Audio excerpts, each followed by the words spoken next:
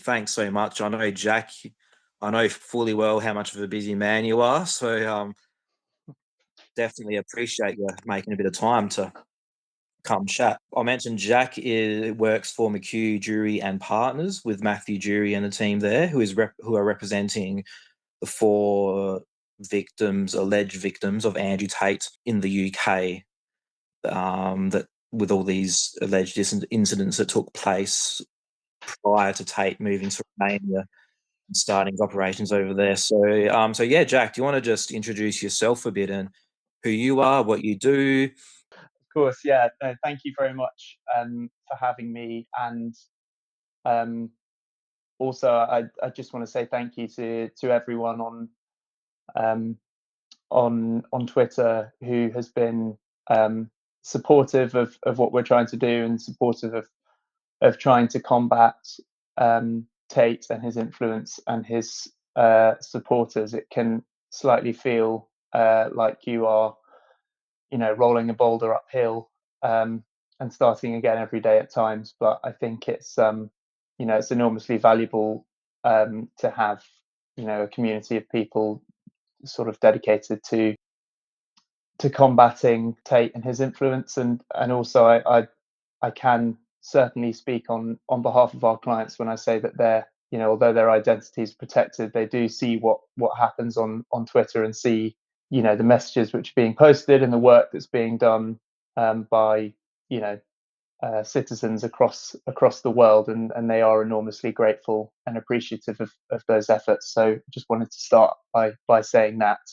As previously mentioned, my name's Jack Beeston, and I work as an associate for McHugh Jury and Partners. We are a UK-based law firm specialising in human rights and public interest litigation. We've been working on this case for coming up to a year, actually, and have been preparing to bring civil proceedings against Tate in the UK, and also seeking to encourage the police to reopen their criminal investigation into Tate in the United Kingdom. For those of you who aren't aware of the kind of case background, we represent four different women who allege that in the period between 2013 and 2015, Tate both physically and in three cases sexually assaulted our clients, including unfortunately rape. Three of the women went to the police in the UK in quite shortly after the alleged offences took place. The police unfortunately didn't treat the case with the um, importance and seriousness which we believe obviously it deserved. During the period of their investigation, which went on for a number of years, Tate was allowed to leave the country. He was also allowed to go on the reality TV show Big Brother, which he was eventually kicked out of after footage emerged of him beating a woman with a belt. So Tate left for Romania, and during that time, he's open about the fact that one of the sort of main push factor about why he finally left the UK was because of his arrest, and that comes out in the documentary. He's very open about that fact, and so then he was, allowed to leave to go to Romania, and we all know what's happened since. So two of our clients were interviewed in the recent Channel 4 documentary, which aired last night, as well as an interview with Matthew Jury of our firm. I think it really does a spectacular job, actually, of using Tate's own words to show you what he thinks, what he believes, what caused him to commit these alleged acts, the kind of thought processes which seem to be operating in his mind, while also as a counterpoint, hearing directly from two of his alleged victims, our clients, is a kind of very important reminder of the kind of consequences of that sort of ideology. So yeah, I don't know, Nathan. I can also continue to talk if you want me to, but if you have any specific questions, then please fire away. Yeah, sure. So one very important point, I guess, for people that aren't so aware of the case. So one common question or point that people will make, which isn't relevant anyway, is why are they coming out now, for example? One, it doesn't matter because those of us here know that everyone handles trauma differently and processes it during different lengths of time. So one, it's not a relevant question, but the fact is that they did come forward very soon after the allegations. And as far one thing I was wondering if you can elaborate on, and there might be some that elements of this that you can't reveal, but some I know is public. Could you maybe describe, I guess, the sorts of evidence that were brought to the Hertfordshire police? We're talking a decade ago for those listening. So, because, yeah, I feel like that's a very compelling part of the story and damning, I guess, on the authorities' part of the story. Yeah, so I think that's the first thing to say um, is you're quite right. It's often a stick which is used to beat the victims of sexual crimes with, is why didn't you go straight to the police? Why didn't you take action immediately? And I think that's it kind of stems from this common misconception around sexual violence that it is um, that it's sort of the man in the dark alley grabbing you when you're on your way home type portrayal of sexual violence, and that's just has no bearing on the reality. The reality is that sexual violence, unfortunately, happens is much more likely to happen to people within the context of an existing relationship. It's likely to be someone that you know. It is often combined with other forms of kind of coercion and control. So often it takes the survivor some time to extricate themselves from the environment in which they are no longer sort of directly under the control of the alleged perpetrator, and then process what has happened to them, and then and only then, are they often strong enough to come forward. But it's still an enormous act of bravery to do so. And the reality is that the majority of sexual crimes go unreported to the police because of their extremely traumatic nature. So that's kind of the first thing to say. And the second thing to say is obviously that actually in 3 of the 4 cases, they did go to the police in a timely manner as soon as they felt strong enough and able to do so. I'll jump in, Jack. Sorry. Before we go into that, because Thoughts and Players put her hand up, and I'd imagine you might have wanted to jump in on that point because, and I thought it might be important for while we've got a female perspective up here for her to jump in. Is Sure. that what you wanted to? Please do stop me if there are questions as I go along. I'm very happy to kind of answer them. That's I guess because we're all audio, the hands kind of help as much Sure. as sometimes I might still talk over people accidentally. So did you want to jump in on that point, Thoughts, before we went on to the next bit? If you don't mind, only hi Jack. Don't let the beard of my profile picture fool you. Um, No, I just wanted to say to the listeners that different from stranger rape is the threat of this person that you know having your phone number, having your address, threatening to come back to you later if you ever report. I know where you live. I know who your friends are. I'll tell your family. There's always that overhanging threat, and why a lot of um, victims do not come forward right away. And also, sometimes they do come forward years later because someone else had the courage and better evidence to come forward. And maybe victims who come forward now only have witness evidence to provide to a pattern of behavior. They won't see any justice, but they want to help the women that do have stronger evidence. Thanks, Gadget. Thanks, Thoughts. Yeah, I guess with these subjects, I try to listen and learn as much as we can. But yeah, Jack, you were going to go on about the on with the evidence and what I guess came to light Yeah, during that time. yeah, and that's all completely right. I couldn't have put it better myself, really. And I do think there is now a kind of public, levels of education among the general public are improving in relation to sexual violence and coercive and controlling behaviour and those sorts of things. But I'd be foolish to say that the kind of pervasive attitude wasn't, what we've described, which is, well, if it happened, why didn't you go straight to the police? It's obviously not that simple, and it actually helps. It helps the perpetrators of abusive behaviour for that to be the dominant narrative. And that's actually even, there's a video of Tate himself saying, the great thing about the police in Romania is if you go to them and say someone raped me, they'll say, okay, when did it happen? And if it happened yesterday, they'll take action. If it happened 10 years ago, they'll tell you to go away, type thing. So, he's very aware seemingly of that kind of dichotomy that exists there. So yeah, turning to the evidence that we have, I mean, obviously I can't go into sort of a lot of detail, but it is substantial. We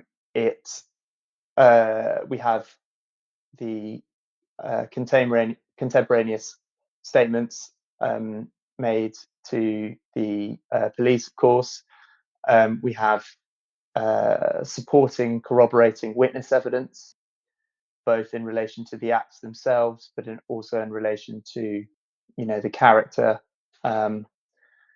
bad character evidence. We have considerable evidence, sort of digital evidence, messages, voice notes, etc., including one now quite infamous voice note from Tate to one of our clients saying that he loved raping her, and various other important bits and pieces which aren't unfortunately in the public domain, but will be at some point, and then we can discuss them in more detail. So this is a case which is well served evidentially, and which we believe is very, very strong. And I would refer to Matthew's comments in the press conference we had in Romania a few months ago, which was interrupted by Tate's lawyer and PR representative posing as journalists, in which he said, quite bluntly, in response to being heckled by Tate's Romanian lawyer and PR representative, that we believe that the evidence points to the fact that Tate is both not only a rapist, moreover a serial rapist whose kind of modus operandi involves throttling women, sometimes to the point of unconsciousness, and continuing to have sex with them thereafter. And those are the allegations. There is a very clear pattern of behaviour, which obviously serves to support each individual claim. I mean, each individual claim stands and falls on its own merits, but the pattern is clear and deeply disturbing from the evidence that we've seen. To me, that's what's made this story and case so baffling in a way, that just knowing the evidence that is public and that we know of, what happened after these women came to the police is just hard to get your head around and comprehend. So, maybe can you explain that, like the process of these women coming to the police, and I guess because people from all different countries as well. Yeah. So I know the process is a bit different Sure. in the UK to what might happen here. So what happened and the response that the women got, or lack thereof, from the authorities? Sure. Well, look, I think the first thing to say, actually, and it is important to remember this, is that I'm sure in some cases a lack of response from the police is related to departmental misogyny and sexism and those sorts of things. I don't know what happened with this case, and I'm not, I want to be clear that that's not what I'm alleging. I actually think the majority of the police do wish that conviction rates were much higher for sexual crimes. They are evidentially difficult to prove by their nature, and also it's important to remember, for those who aren't aware, that the police and the CPS in the UK, ever since sort of around 2010, when they started having their budgets cut and slashed, probably peaking around the time around the time that our clients went to the police in sort of 2013, 2014, 2015. You can ask people to do more with less, but the reality is that you can only ever really do less with less, to be honest. And that, if budgets are slashed, if caseloads increase, then what you're going to get is a lower standard of policing, and the same applies for the CPS. And the first victim of those kind of budgetary cuts and departmental stretching is going to be sexual violence cases, and we have seen that over the past sort of decade or longer. Conviction rates have been very, very low for sexual violence claims. So that's kind of the first thing that I wanted to say.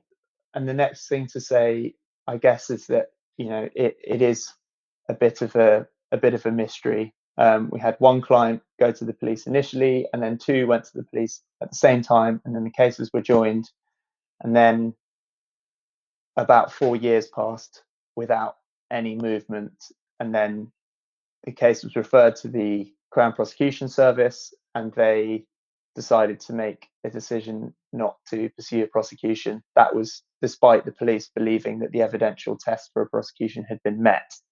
So that's very important. The police thought that the case was strong enough to be prosecuted, and the CPS seemingly made a decision not to do it. So I can't speak to why that decision was made. I can't speak to why it took so long to reach that decision. By that point, Tate had been in Romania for nearly 2 years. So, that it may be that they thought that it was, they were never going to be able to prosecute because he wasn't in the jurisdiction. So I just don't know. I can't speak to that, and I don't want to speculate. But I also think there's a kind of wider general point about these sorts of crimes and the way that they have been prosecuted over the last 10 years. And there is actually some significant steps being made in terms of the criminal justice system in the UK to reform the law and improve both conviction rates and the experience of survivors going through that process, because it is obviously extremely traumatic for them.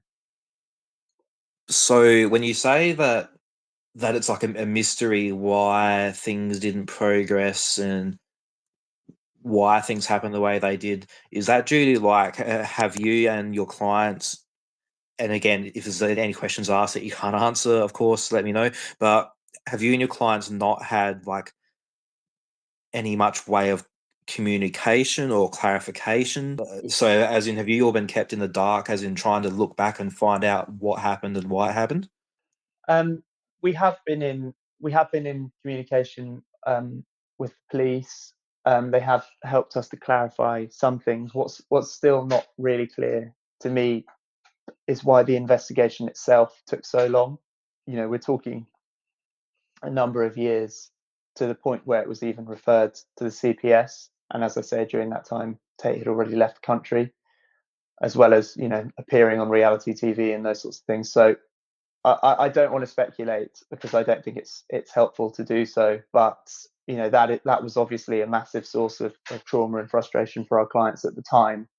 And I think the civil case is a way of taking back, control and having some power over the direction of how they want to sort of seek justice in this circumstance. So in a civil case, you're not powerless. You have the ability to sort of control your own destiny a bit. And I think that, combined with the kind of shared experiences and the fact that there's, we have 4 clients and they're kind of grouped together, that allows that kind of gives them a feeling of empowerment, which maybe they had taken away during the criminal process. So I think what you've established so far very well is just really important for the public to know, as far as how long these things date back, how long ago these things were initially reported to the police, the substantial evidence that you have, and and for me, knowing what's been public, to think that there's more that isn't public makes it even crazier. I was wondering about like the process of, or what took place as far as the firm getting in connection with the clients, and what the reaction was. Did everyone know about Andrew Tate? I guess that was already well after he'd blown up, hadn't he? So, yeah, I was wondering if you could shed some light on that. Sure. So yeah, we were connected with 2 of our clients about sort of 9-10 months ago.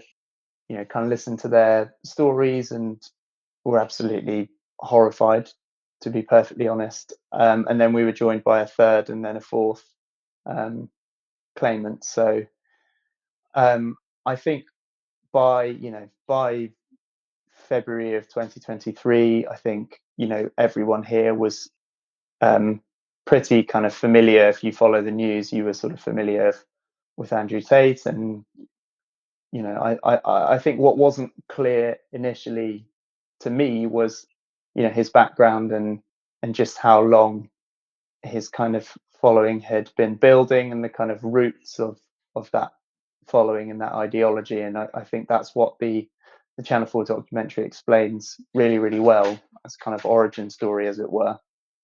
We often seek to bring cases which have an intersection with the criminal law, and our aims were to pursue the civil case and seek a reopening of the criminal investigation, and those remain our aims. Yeah, it's kind of progressed from there, really. And I can't talk too much about the claim itself, except to say that I can guarantee that significant steps will be taken in the very near future. So these women currently are seeking a civil case, and I know there's been communications already with the CPS to reopen the case, correct? And then if it takes longer, the hope is the civil case, and a successful civil case will lead to a reopening of the criminal case. Yeah, pretty much. I mean, the two things are not exclusive, so they're happening sort of concurrently, and it remains to be seen what the what the outcome is. The civil case will proceed, and in relation to the criminal side of things, that's not in our control. But I think we remain confident that the case will be reopened. When you've seen what we've seen, it's difficult to understand why it wouldn't, how it wouldn't be. But again, our clients can only control what they can control, and Right, and I'll mention sporadically through this space, and it's probably a good time to bring it up after you've explained all that, Jack, that there is a fundraiser for these women to help them bring this all to the court. I've got the link up in the nest there for, so if anyone can donate even a small amount, but even if you can't, if you can keep it in mind, if you can share it, it all helps. Even if it's just awareness, and more people are. One, the documentary is massive for more people to be aware of this case, these clients, the fact that this exists. But also, if we can just raise awareness about this fundraiser, so it's in everyone's mind. One point I really wanted to make as well is that Andrew Tate is meant to be the tough guy, the alpha male, teaches men to be tough. One, I think, is weak, but the real tough warriors out of this story are your clients and all the victims in this case that could have easily walked away, and probably none of us could have blamed them. So I just want to make sure that that's been made very clear, that they are the tough ones and tougher than anyone on the other side of this case. yeah, Yes. absolutely. It takes a huge amount of courage and bravery to go to the police in the first instance, especially when you're afraid of what the ramifications might be from someone who and then it also takes a an additional sort of courage and bravery to say, actually, you know what, no, what happened to me was fundamentally wrong, and I'm gonna keep fighting. I'm not gonna let this stand. So yeah, I think you said it absolutely. All right, one thing I'd wanted to bring up, Jack, and because I actually hadn't had a chance to chat to you about this since it happened. I don't think, not in detail anyway. For those that saw the documentary, there's a moment where yourself, Matthew Jury, and the lawyers that represent the victims based in the US. So you met in Romania there, and I remember after this happening, just being pretty shocked, hearing and learning what had happened. That Andrew Tate's team, his lawyer, his, I guess, PR manager. I don't know what that lady is that had Yeah. the busted up Yeah. nose. Yeah. So they stormed the press conference, and I would be fascinated to hear your reaction and the reaction of the team and the team of lawyers there as Yeah. things just started getting interrupted. Sure. So it was so the purpose for our being there and holding the press conference was because it's obviously a very complicated legal, sort of web that you've got the Romanian criminal proceedings, you've got civil proceedings in the United Kingdom, and then in the United States, you've got the Tates suing survivors and witnesses in the Romanian prosecution for defamation. So it's quite hard to explain all of those threads, and obviously the kind of focus of the Romanian press is on the Romanian criminal proceedings, but an awful lot of misinformation is out there, and we kind of wanted to just set the record straight a little bit and just kind of have a press conference to explain what was going on, and also the kind of threats and intimidation that both legal representatives and survivors, alleged survivors, are facing themselves.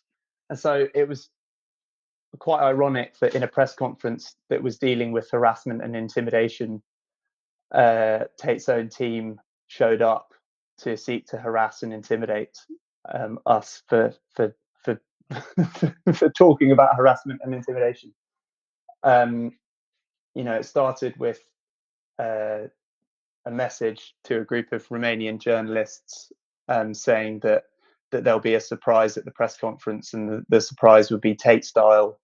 And then we turned up at the press conference, and Tate's PR representative and his lawyer are not they're not unknown people. It was a room full of journalists following the Tate stories. They obviously immediately knew who they were, and as we were kind of proceeding with our statements, they were kind of sort of heckling, and at one point Matthew asked Tate's Romanian lawyer who he was, and I think he said that he was a member of civil society, which is sort of pretty vague, and then someone from the sort of press corps shouted out that he was actually Tate's lawyer, and then he had to admit it, and it was kind of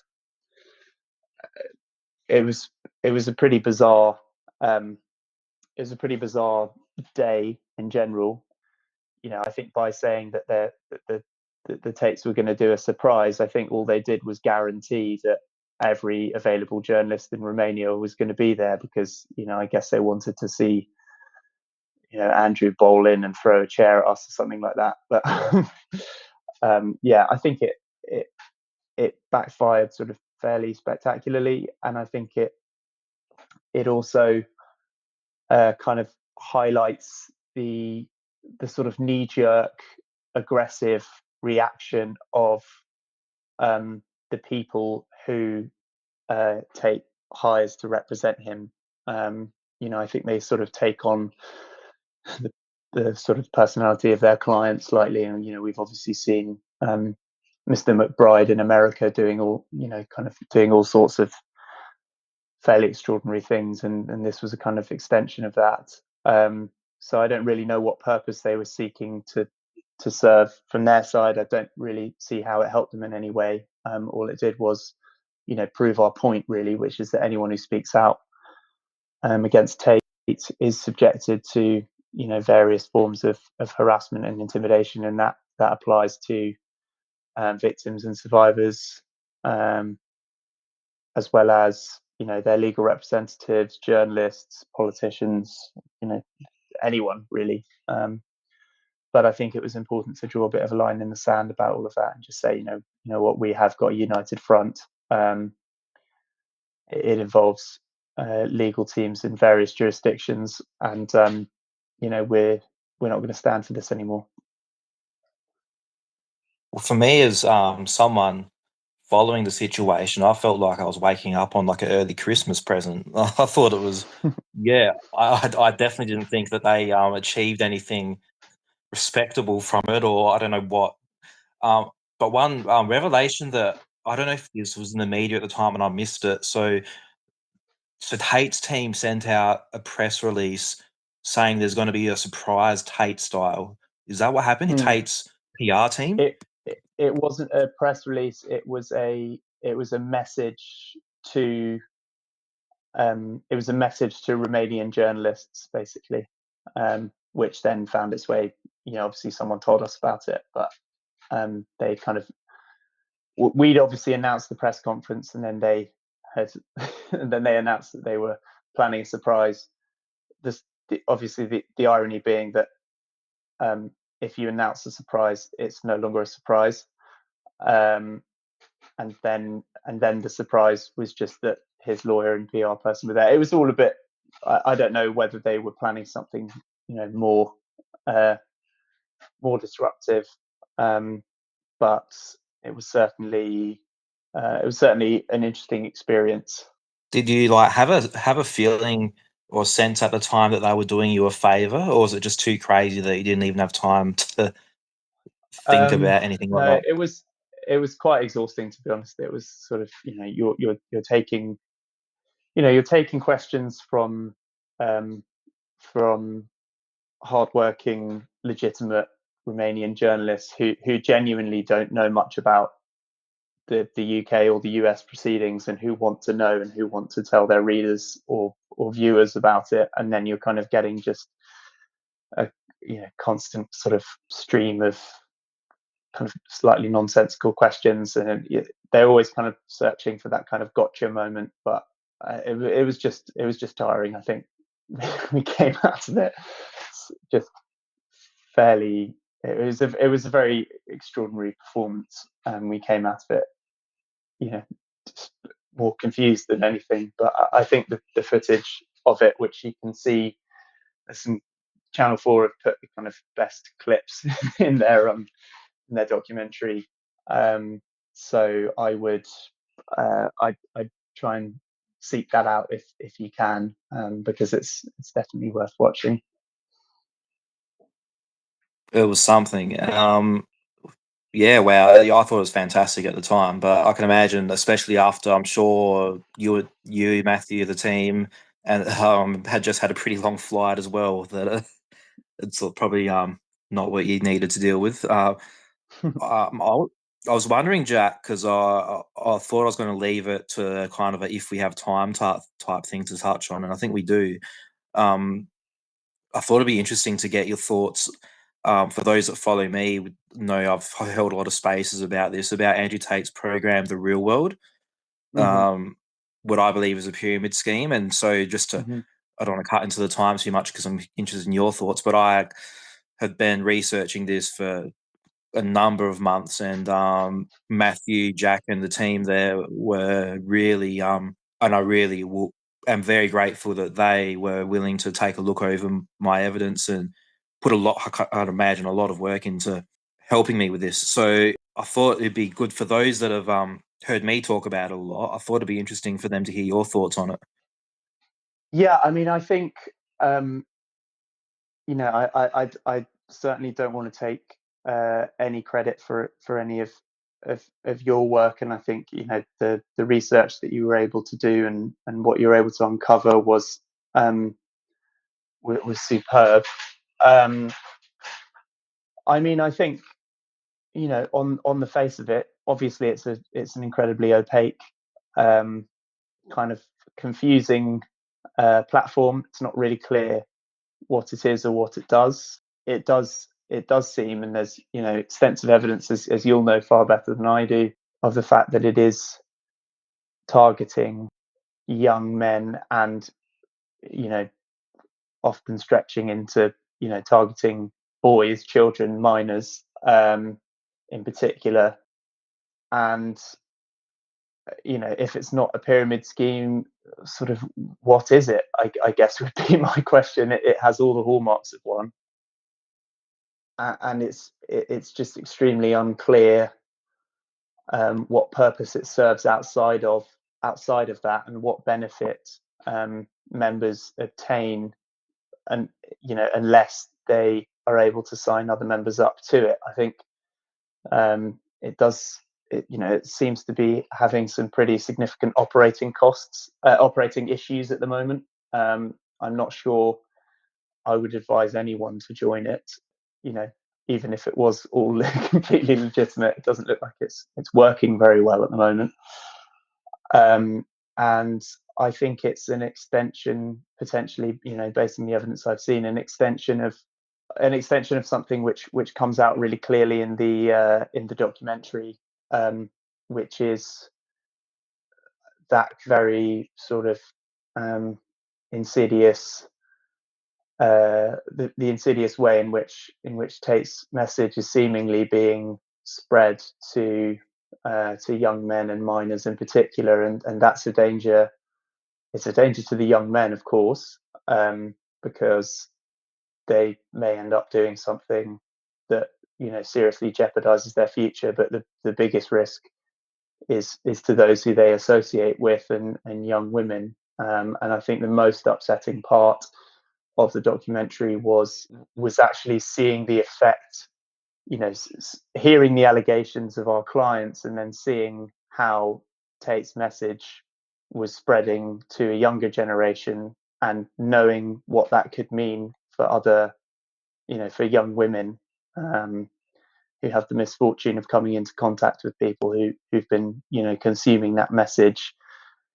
So it is scary, and it seems the real world is, maybe a part of that, and it's a way of spreading that message further. And if it's a pyramid scheme, then perhaps that's fitting that it's all a sort of house of cards, and underneath it there's nothing of any value or substance. Thanks, Jack. Yeah, it's and again, one that I'll go into probably in more detail in other spaces. It's not the main topic of this one, but but yeah, you're right. It is all connected to what he's doing with women as well. Now, did you need to shoot off in a minute because you said that you? I did. I think if Yeah, you've got one more question, then let's do that. that's what I thought. I thought to finish up. I thought we tied into the fundraiser, and the question that I'd have for you, because I mean, before I got long COVID and all that, I was a professional fundraiser, but what I'm not is a lawyer. So, so I thought from your perspective, like what, as far as if you could explain as much as you can, obviously, what this would help these women with for us to raise Sure. the funds for this. Yeah. So, without kind of wanting to go into the details of litigation financing, because I don't want to see the listenership of this space plummet inside a minute. Litigation is expensive. You need to, we are operating on a match funding basis, which essentially we're donating our time to match what's raised. We're already, we've already committed obviously a huge amount of work to this, but in addition to that, you have to pay a large number of additional out-of-pocket expenses. You have to pay the courts, you have to pay your barrister, you have to pay experts, you have to do all of that. so that you can build the case as strongly as possible and build the strongest team you can. You know, no one is doing this. No one from this case is going to, you know, get rich off it. I want to make that very clear. We're doing this case because it's incredibly important. Our clients are bringing this case not for financial gain, but because they want vindication and they want justice. And you know, they're absolutely entitled after what they went through to receive compensation, but it's not the primary aim. So the fundraiser is to do is so that we can do what's necessary to bring that to fruition. You know, I know that our clients are enormously grateful and heartened by the donations that have been given so far. And if you haven't donated, you know, I'd ask you to give whatever you can, because this is really important, and also to share it amongst, you know, any friends who think it's important. You know, even if it's just, you know, £1, £2, £5, so that you get our updates and you can keep abreast of the case. You know, that's you know, we fully appreciate that lots of people are giving money even when they maybe can't afford it. You know, it's not the easiest time economically at the moment, and both, you know, all of our clients are tremendously grateful and take enormous comfort from those donations and the comments and support, some of which are pretty funny, some of which are pretty serious. And you know, I think that's the other thing that's come out of the fundraiser is we've had people there saying, you know, I was sexually assaulted, or you know, people alleging that they know someone who sexually assaulted by the Tates and those sorts of things. So I think the scale of the abuse of women generally is something that is a stain on our society, and hopefully this case will try to combat the forces which are basically saying that that's all fine, and that, you know, women are there to be possessed and dominated, and if they get, you know, raped, it's their fault. And this case is saying that is one of the most awful lies which is being told, and unfortunately that's a message which seems to be growing in power, and we have to do everything we can to fight against it. Brilliant. Thanks, Jack. And firstly, thank you for you and the team. I've seen a little bit firsthand of how hard they're working, and how much they don't leave any stone unturned. So, and of course, I know how flat out things are down in McHugh Jury in Partners Land. So, thanks so much for taking the time. And it's just, yeah, important for it's really helpful for me too to have your perspective of this as well. You can explain some things that, of course, I can't. So, if we can all just spam some hearts for Jack as he goes, can we do that for him? Give him some hearts. I'll give Thank you you, one too. Gadget. There we go. It's really kind. Oh, on you, Jack. Thank you. Do you Yeah, have anything else to say, or you got to shoot off? No, just you know, that we'll obviously keep you all updated as we go along, and yeah, there will be some significant developments very soon. So yeah, I look forward to speaking to you again in the future. And yeah, thank you very much to everyone for joining. Brilliant. Thank you, Jack.